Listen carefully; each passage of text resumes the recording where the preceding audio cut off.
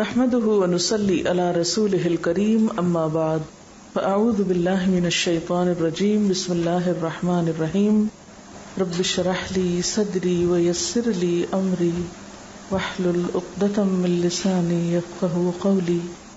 عن عبد الله بن مسعود عن النبي صلى الله عليه وسلم قال لا يدخل الجنة من كان في قلبه مثقال ذرة من كبر. قال رجل ان الرجل يحب ان يكون ثوبه حسنا ونعله حسنة. قال ان الله جميل يحب الجمال الكبر بطر الحق وغمط الناس. رواہ مسلم. سیدنا عبداللہ بن مسعود رضی اللہ تعالی عنہ سے روایت ہے کہ نبی کریم صلی اللہ علیہ وسلم نے فرمایا وہ شخص جنت میں نہیں جائے گا جس کے دل میں ایک ذرے کے برابر بھی تکبر ہوگا. ایک آدمی نے سوال کیا آدمی کو یہ پسند ہے کہ اس کا لباس اچھا ہو، اس کے جوتے اچھے ہوں. آپ صلی اللہ علیہ وسلم نے فرمایا یقیناً اللہ تعالی جمیل ہے اور جمال کو پسند فرماتا ہے. تکبر حق کو ٹھکرانا اور لوگوں کو حقیر سمجھنا ہے. اسے مسلم نے روایت کیا ہے.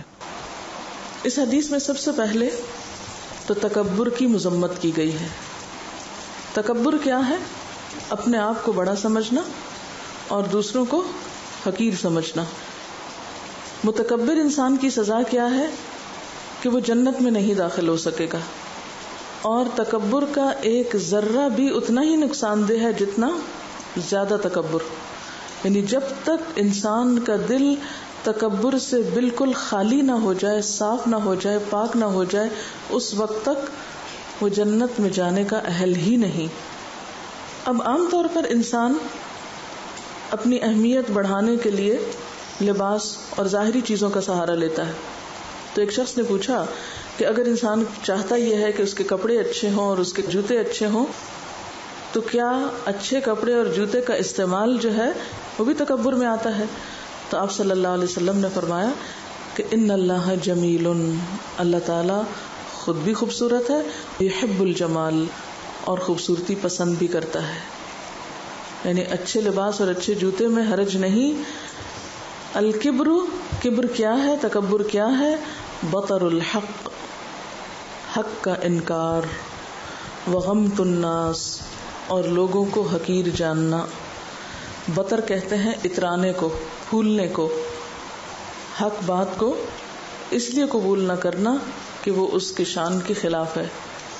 اور غمط الناس، غم کہتے ہیں ذلیل سمجھنا، حقیر سمجھنا، لوگوں کی ناقدری کرنا، ان کی ناشکری کرنا.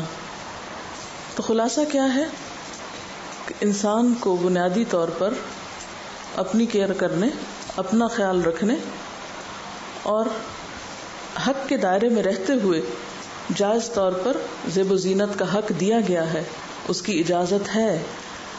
زیب و زینت کا اختیار کرنا تکبر میں نہیں آتا. اصل چیز اچھے لباس اور اچھے حال حلیے میں ہوتے ہوئے دوسروں کے ساتھ ایسا معاملہ کرنا کہ جس سے ان کو حقیر قرار دیا جائے یا انہیں ان کے مقام سے گرایا جائے.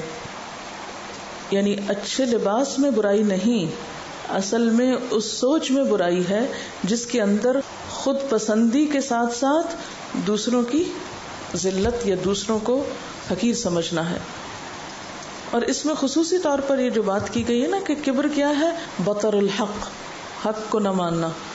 حق کا انکار یہ ہے کہ ایک چیز آپ کی سمجھ میں آ گئی ہے کہ یہی حق ہے، یہی درست ہے، اور پھر آپ تعویلات کے ذریعے، عذر بہانے کے ذریعے اور جان چھڑانے کے لیے یا پھر اپنی عقل کی بات پہ ڈٹ جانے کے لیے کہ میرا فلسفہ یہ ہے، ہاں ہوگا قرآن میں لکھا مگر میرا فلسفہ یہ ہے. یہ ہے انکار حق.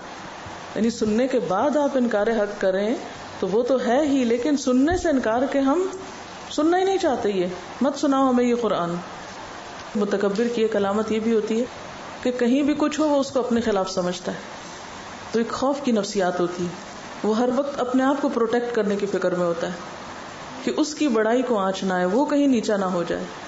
کبر اصل میں سچائی کے، حق کے اعتراف میں سب سے بڑی رکاوٹ ہوتی ہے. یعنی سچی بات دیکھتے ہوئے بھی اس کو جھٹلا دینا. سچائی کو پانے کے لیے، حق کو پانے کے لیے سب سے زیادہ جو چیز مددگار ہے، انسان کو فائدہ دیتی ہے، وہ اس کا تواضع ہے، ہمبلنس ہے. جو انسان جتنا ہمبل ہوگا اتنا ہی حق کے قریب ہوگا اور جلد حقیقت اور سچائی کو پالے گا. ہمبلنس میں یہ بات بھی آتی ہے کہ دوسرے کو اپریشیٹ کرنا، دوسرے کی خوبی کو تسلیم کر لینا، دوسرے کے اندر کی خیر اور بھلائی کو مان لینا کہ ہاں اس میں بھی کوئی خیر اور اس میں بھی کوئی اچھائی ہو سکتی ہے اور یہ مجھ سے بہتر ہو سکتا ہے. جیسے کئی موقعوں پر جب حضرت عمر حضرت ابو بکر سے آگے بڑھنے کی کوشش کرتے اور پھر پیچھے رہ جاتے تو اعتراف کرتے تھے دوسرے کی خیر و خوبی کا کہ حضرت ابو بکر سے آگے کوئی نہیں بڑھ سکتا. جیسے ایک جنگ کے موقع پر اپنے گھر کا سامان آدھا لے کر گئے اور حضرت ابو بکر پورا لے گئے، اور اسی طرح کی اور مثالیں بھی موجود ہیں. اصل میں جو انسان تکبر میں مبتلا ہوتا ہے وہ اپنے آپ کو بڑی چیز سمجھتا ہے، وہ اپنے آپ کو دوسروں سے بہتر سمجھتا ہے. اور جو انسان خود کو دوسروں سے بہتر سمجھے تو پھر کبھی بھی وہ دوسرے کی بات کو ایکسپٹ نہیں کر سکتا، کبھی بھی وہ اپنی ذات سے باہر کسی حقیقت کا، حق کا، سچائی کا اعتراف نہیں کر سکتا، اس کو لیتا نہیں، کیونکہ وہ اپنے آپ کو بہت بڑی چیز سمجھتا ہے. وہ اپنے علاوہ کسی اور میں خیر اور بھلائی دیکھتا ہی نہیں. کیوں؟ کیونکہ اس کے خیال میں حق کو ماننے سے وہ دوسروں کی نگاہوں میں چھوٹا ہو جائے گا. اگر وہ اپنے سے باہر کسی سچائی کو مان لیتا ہے تو یہ کیا ہے اس کے نزدیک؟ اپنے آپ کو چھوٹا کرنا. عموماً کیا خیال ہوتا ہے لوگوں کا کہ اگر میں کسی دوسرے کی بات مان لوں گا تو کیا ہو جائے گا؟ میں چھوٹا پڑ جاؤں گا. میں ہر حال میں دوسروں سے بڑا ہی نظر آنا چاہتا ہوں، دوسرے میری بات مانے، مجھے کسی کی نہیں ماننی. لیکن جو شخص تواضع اختیار کرتا ہے، جب حق اس کے سامنے آتا ہے تو اس کو نہ تو پہچاننے میں کوئی مشکل پیش آتی اور نہ ہی اسے قبول کرنے میں اور نہ ہی اس کے آگے جھکنے میں، کیونکہ وہ نہ تو خود پسندی میں مبتلا ہے اور نہ ہی اپنے آپ کو بہت بڑا علامہ سمجھتا ہے یا بہت بڑا عقل مند سمجھتا ہے. عقل مندی کی اصل پہچان پھر کیا ہے کہ انسان سچائی کا پہچاننے والا ہو، سچائی کو پانے والا اور سچائی کو پھر قبول کرنے والا ہو. کیونکہ کبر انسان کو سچائی سے روک دیتا ہے اور یہی چیز انسان کو اپنے رب کی نگاہوں میں مجرم بنا دیتی. ایسا شخص پھر اللہ تعالیٰ کا ناپسندیدہ انسان بن جاتا ہے اور پھر اللہ کی رحمت سے محروم ہو جاتا ہے. حق کا انکار کرنے والے کبھی بھی اللہ کی رحمت کو نہیں پا سکتے، وہ اللہ کی رحمت سے محروم ہو جاتے ہیں. بطر الحق عموماً دنیاوی نعمتوں کی زیادتی کی وجہ سے ہوتا ہے. جب آپ کو مثلاً ذہانت دوسروں سے زیادہ ملی ہو، عقل دوسروں کی نسبت زیادہ ہو آپ کے اندر، حسن دوسروں کی نسبت زیادہ ہو، مال دوسروں کی نسبت زیادہ ہو، یعنی کوئی بھی خوبی یا کوالٹی یا نعمت جب آپ کے اندر دوسروں کے مقابلے میں زیادہ ہو جاتی ہے تو عموماً یہ ایک بہت بڑا سبب بن جاتی ہے انسان کے حق کے قبول کرنے کے راستے میں. یعنی انسان کو جب کوئی سچی بات بتائے یا اس کی غلطی بتائے تو کہے میں نہ مانوں، میں نہیں مان سکتا، مجھے نہیں ماننا، مجھے نہیں قبول کرنا. کبھی انسان زبان سے کہتا ہے، کبھی انسان رویے سے ظاہر کرتا ہے، اپنے پوسچر سے ظاہر کرتا ہے، اپنے سٹائل سے، اپنے انداز سے، اشاروں سے، لب و لہجے سے، یعنی مختلف طریقوں سے انکار ہوتا ہے. بطر الحق ضروری نہیں کہ صرف زبان سے ہو، انسان کے انداز سے بھی حق کا جھٹلانا سمجھ میں آتا ہے. یعنی کندھے اچکانا، سر جھٹکنا، پرواہ نہ کرنا، بغیر سمجھے بغیر جانے دوسرے کی بات کا انکار کر دینا، سننے سے بھی انکار کر دینا، جاننے کی کوشش ہی نہ کرنا، اس کی ضرورت ہی محسوس نہ کرنا. اور دوسری طرف غمت الناس، یعنی اس کا ایک سبب غمت الناس بھی ہوتا ہے کہ خود کو بڑا سمجھنا تو دوسروں کو حقیر سمجھنا. اور غمت الناس میں بھی لوگوں کو حقیر سمجھنے والے، ان کی عام طور پر صفات کیا ہوتی ہیں؟ وَلَا تُسَعِّرْ خَدَّكَ لِلنَّاسِ، لوگوں سے منہ موڑ کے بات کرتے ہیں، منہ پھیر کے، جس کا قرآن میں منع کیا گیا کہ لوگوں سے منہ پھیر کے بات نہ کرو. تو غمت الناس کا شکار لوگ کیا کرتے ہیں؟ انہیں شرافت سے سامنے دیکھ کے بات نہیں کرتے، بات کسی سے کریں گے اور منہ دوسری طرف کیا ہوگا. یہ کیا انداز ہے؟ اس انداز کو کیا کہیں گے؟ غمت الناس. اور ان کے رویے سے کیسے جھلکتا ہے؟ وَلَا تَمْشِ فِي الْأَرْضِ مَرَحًا، چال میں خاص قسم کی اکڑ. ان اللہ لا يحب كل مختال فخور، اللہ کو کوئی بھی خود پسند اور فخر جتانے والا شخص پسند نہیں آتا، کیونکہ قرآن میں آتا ہے انک لن تخرق الارض ولن تبلغ الجبال طولا. اکڑ کر چلنے سے نہ تو انسان زمین کو پھاڑ سکتا ہے اور نہ ہی پہاڑ جتنا اونچا ہو سکتا ہے، بلکہ پہاڑ کے مقابلے میں تو انسان بہت چھوٹا لگتا ہے. الگ پھر بھی اس کا کچھ وجود نظر آتا ہے، لیکن پہاڑ کے قریب کبھی آپ نے مری ہلز پہ سفر کیا تو وہ نیچے نظر آنے والے انسان بالکل چھوٹے چھوٹے نظر آتے ہیں. تو اس وقت انسان کو سمجھ آتا ہے کہ قرآن نے پہاڑ کے مقابلے کی بات کیوں کی. وَلَن تَبْلُغَ الْجِبَالَ طُولًا، پہاڑ کے مقابلے میں تو اور بھی چھوٹے لگتے ہو، تو اکڑنے کا کیا فائدہ. اسی طرح غمت الناس لہجے کے ذریعے بھی ہوتا ہے، یعنی بات کرتے وقت دوسروں کے ساتھ اس اسٹائل سے بات کرنا کہ دوسروں کو کوئی چیز ہی نہ سمجھنا، کوئی اہمیت ہی نہ دینا. رسول اللہ صلی اللہ علیہ وسلم نے فرمایا آدمی تکبر کا اظہار کرتا رہتا ہے، یعنی اپنی چال سے، اپنی بات سے، اپنے اسٹائل سے، اپنے لہجے سے، اپنے باتوں سے، رویے سے، حق کے انکار سے، یہاں تک کہ اسے سرکش لوگوں میں لکھ دیا جاتا ہے. یعنی اللہ تعالیٰ اسے مہلت دیتا رہتا ہے، اب اصلاح کر لے، اب کر لے، اب کر لے، لیکن جب انسان اصلاح نہیں کرتا تو اسے سرکش لوگوں کی لسٹ میں لکھ لیا جاتا ہے. پھر اس کو وہی سزا دی جاتی ہے جو سرکش لوگوں کو دی جائے گی. ایک اور حدیث میں آتا ہے حضرت عمر منبر پر تشریف لائے اور فرمایا لوگوں تواضع اور فروتنی اختیار کرو، عاجزی اختیار کرو. میں نے رسول اللہ صلی اللہ علیہ وسلم کو یہ فرماتے ہوئے سنا ہے کہ جو شخص اللہ تعالیٰ کی رضامندی حاصل کرنے کے لیے تواضع سے کام لے، اللہ تعالیٰ اس کے مرتبے کو بڑا کر دیتا ہے.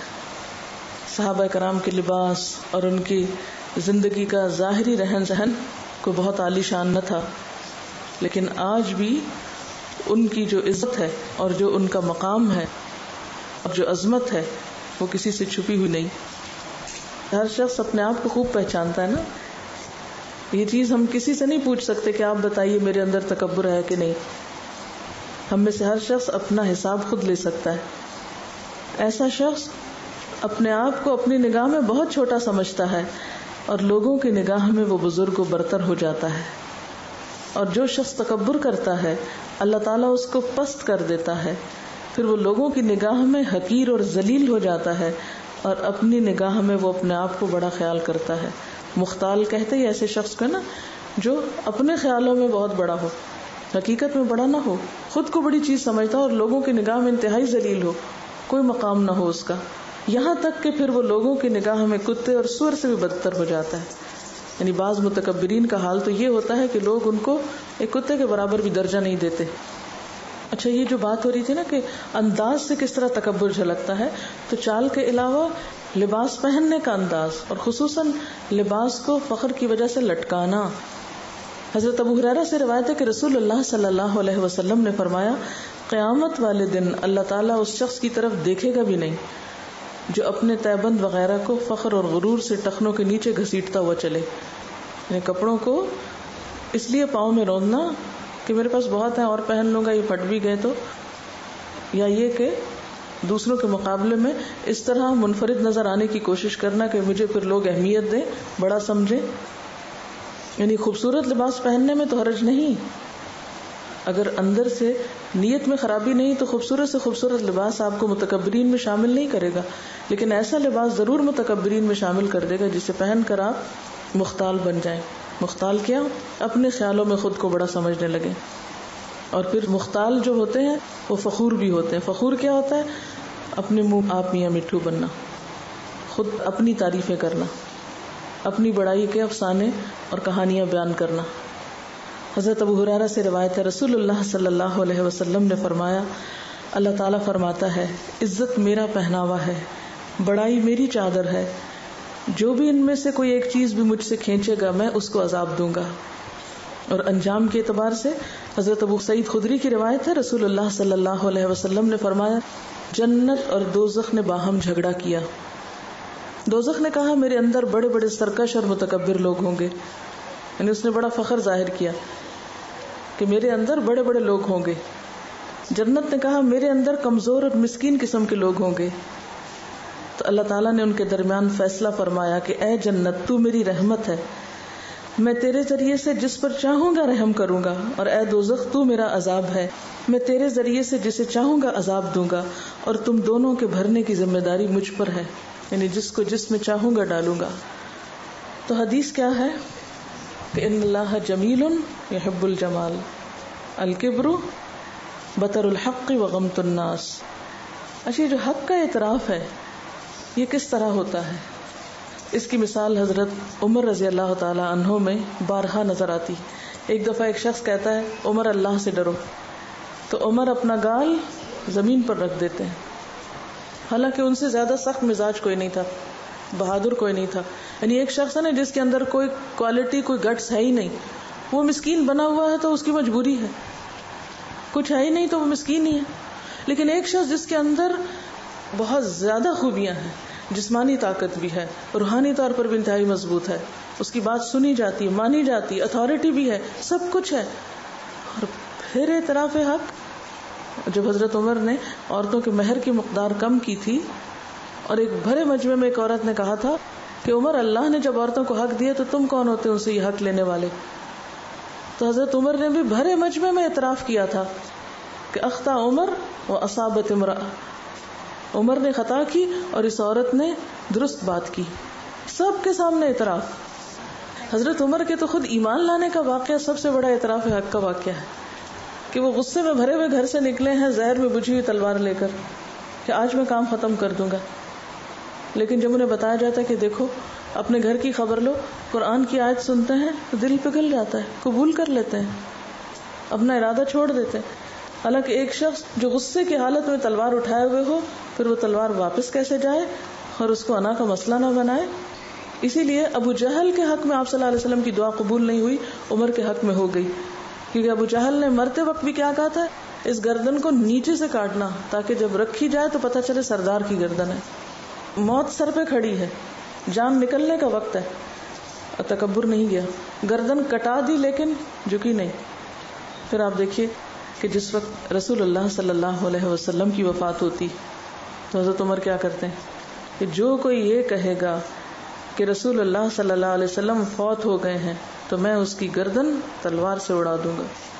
اور اس وقت بھی وہ کسی کی بات سننے کو تیار نہیں تھے، یعنی حضرت عمر اتنے صدمے میں تھے کہ کہنے لگے کہ بہت سے منافق یہ سمجھ رہے ہیں کہ رسول اللہ صلی اللہ علیہ وسلم فوت ہو گئے ہیں، خدا کی قسم ان کی وفات نہیں ہوئی، وہ اپنے رب کے پاس گئے، جیسے موسیٰ بن عمران 40 راتوں کے لیے اپنے رب کے پاس گئے تھے پھر واپس آ گئے تھے، تو اسی طرح آپ بھی ضرور واپس آئیں گے جس طرح موسیٰ علیہ السلام واپس آئے، کیونکہ تسلیم نہیں کر رہے تھے اس وقت، یقین نہیں آ رہا تھا ان کو، اور پھر آ کر ان لوگوں کے ہاتھ پاؤں کاٹیں گے جنہوں نے یہ کہا ہے کہ آپ فوت ہو گئے، یعنی اتنے شدید غصے میں تو شدت کے ساتھ وہ اس بات کو، اس خبر کو جو بالکل ایک سچ تھی، جھٹلا رہے تھے۔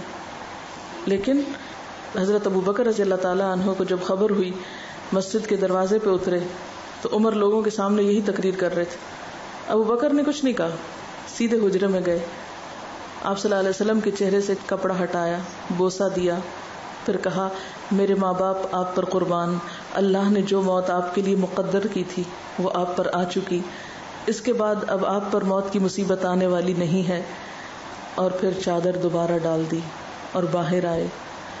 عمر برابر لوگوں کے سامنے بول رہے تھے، ابو بکر نے ان سے کہا کہ عمر ٹھہر جاؤ، خاموش ہو جاؤ، عمر نے انکار کیا۔ حضرت ابو بکر نے جب دیکھا کہ عمر چپ ہونے پہ تیار نہیں تو لوگوں کی طرف متوجہ ہوئے، جب لوگوں نے حضرت ابو بکر کی آواز سنی تو عمر کو چھوڑ دیا اور ان کی بات سننے کے لیے متوجہ ہو گئے۔ حضرت ابو بکر نے حمد و ثنا کے بعد لوگوں سے کہا کہ جو شخص محمد کی عبادت کرتا تھا، من کان یعبد محمدا فإن محمدا قد مات، تو محمد صلی اللہ علیہ وسلم کی وفات ہو چکی ہے، اور جو شخص اللہ کی عبادت کرتا تھا تو اللہ زندہ ہے، وہ کبھی مرنے والا نہیں ہے۔ اور پھر یہ آیت پڑھی، وما محمد الا رسول قد خلت من قبلہ الرسل افإن مات او قتل انقلبتم علی اعقابکم ومن ينقلب على عقبیہ فلن یضر اللہ شیئا وسیجزی اللہ الشاکرین۔ اور محمد بس ایک رسول ہیں، ان سے پہلے بہت سے رسول گزر چکے، پھر کیا اگر وہ مر جائیں یا قتل کر دیے جائیں تو تم لوگ الٹے پاؤں پھر جاؤ گے؟ اور جو آدمی پھر جائے وہ اللہ کا کچھ نہیں بگاڑے گا، اور اللہ شکر گزاروں کو بدلہ دے گا۔ راوی کہتے ہیں کہ جب ابو بکر نے یہ آیت پڑھی تو ایسا محسوس ہوا جیسے لوگ یہ جانتے ہی نہ تھے کہ قرآن میں یہ آیت بھی ہے. اب ابو بکر سے اس آیت کو سن کر لوگوں نے اس کو اخذ کر لیا. اس کے بعد یہ آیت تمام لوگوں کی زبان پر تھی. راوی کہتے ہیں کہ عمر نے کہا کہ خدا کی قسم جب میں نے ابو بکر کو یہ آیت پڑھتے ہوئے سنا تو میں دہشت زدہ ہو گیا، یہاں تک کہ میں زمین پر گر پڑا، میرے دونوں پاؤں میرا بوجھ نہ اٹھا سکے، اور میں نے جان لیا کہ رسول اللہ صلی اللہ علیہ وسلم کی وفات ہو چکی ہے. اب یہ وہی عمر ہے جو پہلے کسی بات کو سن نہیں رہے، مان نہیں رہے، کیونکہ لوگ اپنی طرف سے سمجھا رہے ہیں نا، لیکن جب ایک آیت سنی تو زمین پہ گر پڑتے ہیں. یہ ہے اعتراف حق. حق ہے نا، یہ قرآن حق ہے. قرآن کی بات سن کر زمین پہ گر پڑتے ہیں. اس سے پہلے ابو بکر کچھ اور بات کہہ رہے تھے، لیکن وہ ابو بکر کے الفاظ تھے. جو ہی قرآن کے الفاظ آئے وہیں جھک گئے. تو اس سے اصحاب کرام کی ایک اور بڑی صفت سامنے آتی ہے کہ وہ حق کو کس طرح قبول کرنے والے تھے، کس طرح لینے والے تھے. پھر وہ یہ نہیں سوچتے تھے کہ میں نے پورے مجمع کے سامنے ابھی کیا تقریر کی تھی اور قسمیں کھا کے کیا بات کہی تھی اور کس طرح میں نے دلائل سے بات کی تھی. نہ پھر انہیں اپنی قسم کی بات اور نہ کسی دلیل اور کسی بھی چیز کی کوئی پرواہ نہیں. پھر ایسا اعتراف حق ہے کہ واقعی صرف زبانی طور پر نہیں، دل سے نہیں، اپنے پورے وجود کے ساتھ اس کے آگے جھک جاتے ہیں. یہی سچ ہے. اسی طرح ایک بدو آیا اور وہ دعا مانگ رہا تھا طواف کرتے ہوئے کہ یا اللہ مجھے تو قلیل لوگوں میں سے کر دے، تھوڑے لوگوں میں سے کر دے. تو حضرت عمر کو سمجھ میں نہیں آئی بات، تو انہوں نے کہا کہ یہ تم کیا کہہ رہے ہو. اس نے کہا کہ قرآن میں آتا ہے وَقَلِيلٌ مِّنْ عِبَادِيَ الشُّكُورُ، کہ میرے بندوں میں بہت تھوڑے ہیں جو شکر گزار ہوں. تو اس پر حضرت عمر نے کہا کہ ہاں تم ٹھیک کہہ رہے تھے، اور پھر کہا کہ ایک عام شخص عمر سے زیادہ جانتا ہے، یعنی ایک بدو کا علم یا ایک بدو کی سمجھ عمر سے زیادہ ہے. یہ اعتراف خلیفہ امیر المومنین کا کوئی معمولی اعتراف نہیں ہے. صحابہ کرام کے درمیان بہت سارے امور پر اختلاف ہوا، لیکن جب دلیل سامنے آئی اپنا موقف فوراً واپس لے لیا کہ ہاں ٹھیک ہے، یہ صحیح ہے. سوال یہ کہ قرآن اور حدیث کی بات جب آ جاتی تو پھر ہر ایک وڈرا کر لیتا ہے اس کو، لیکن جہاں لوگوں کے خیالات میں ٹکراؤ پیدا ہوتا ہے اور ہر ایک یہ سمجھتا ہے کہ اس کی بات زیادہ وزنی ہے، یہ زیادہ بہتر ہے، تو ایسے میں پھر حق کس کے ساتھ ہوتا ہے؟ اس میں یہ ہے کہ مشورہ جہاں دینا ہو یا اپنی رائے کا اظہار کرنا ہو تو اس میں بھی ایک اعتدال ضروری ہے کہ اچھی سے اچھی رائے دینے کے بعد پھر اس پر اصرار نہ کیا جائے کہ ضرور ہماری بات مانی جائے، اور اگر نہ مانی جائے تو پھر باقی کاموں کو بھی چھوڑ دیا جائے. چونکہ ہماری فلاں بات نہیں مانی گئی، اس لیے صحابہ کرام کی زندگی میں ایسی مثالیں بھی تھیں کہ رائے دینے کے بعد تو سر تسلیم خم بھی کر لیتے تھے، چاہے وہ ان کی مرضی کے خلاف ہی بات جاتی تھی. تو اس میں یہ ہے کہ اختلاف کا ہونا، اپنی رائے کا پیش کرنا، اس میں کوئی قباحت نہیں، لیکن اپنی رائے منوانے پر اصرار کرنا اور اسی کو ہی بہتر رائے سمجھنا یہ درست نہیں.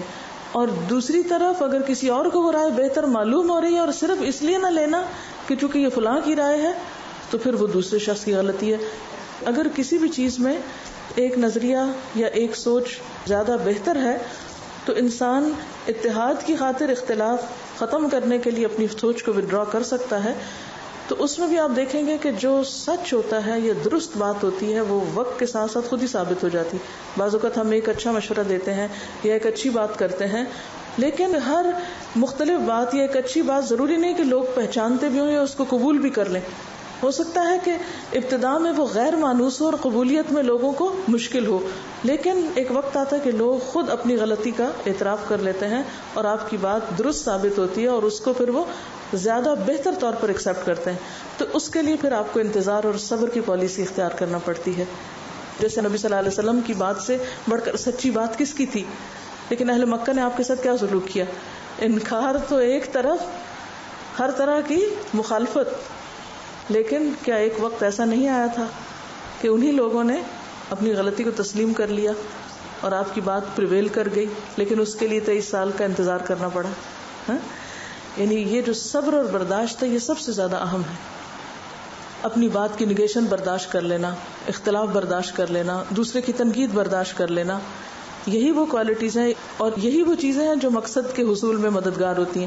اگر مقصد سامنے ہوتا ہے تو یہ سب چیزیں اتنی چھوٹی ہوتی ہیں اور ان کو کرنا اتنا آسان ہو جاتا ہے، لیکن اگر مقصد سامنے سے ہٹ جائے، اوجھل ہو جائے، تو پھر یہ ساری چیزیں بہت بڑی ہو کر ہمیں نظر آنے لگتی ہیں.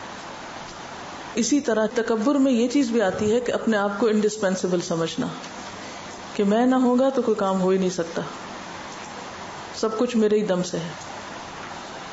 یہ جو دعا ہے یہ بھی بہت مفید ہے. اللہم اجعلنی فی عینی صغیرہ وفی اعین الناس کبیرہ. اللہ مجھے میری نگاہ میں چھوٹا کر دے اور لوگوں کی نگاہ میں بڑا کر دے. خود کو چھوٹا سمجھنے میں پھر انسان ہمیشہ بہتر ہونے کے لیے کوشش کرتا ہے، اور جو خود کو بہتر سمجھ لیتا ہے پھر وہ بہتری کے لیے کوشش بھی نہیں کرتا کہ میں تو آلریڈی بہتر ہوں. آخری چیز جس پر بات ختم کرنا چاہوں گی وہ یہ ہے کہ ہم سب سوچیں اپنے اپنے بارے میں کہ میں خود کو کتنے لوگوں سے چھوٹا اور کتنوں سے بڑا سمجھتی ہوں، کتنوں سے کم اور کتنوں سے بہتر سمجھتی ہوں خود کو. ٹھیک ہے، خود ہی ٹیسٹ ہو جائے گا کہاں کھڑے ہیں ہم. سبحانک اللہم و بحمدک نشہد ان لا الہ الا انت نستغفرک و نتوب الیک.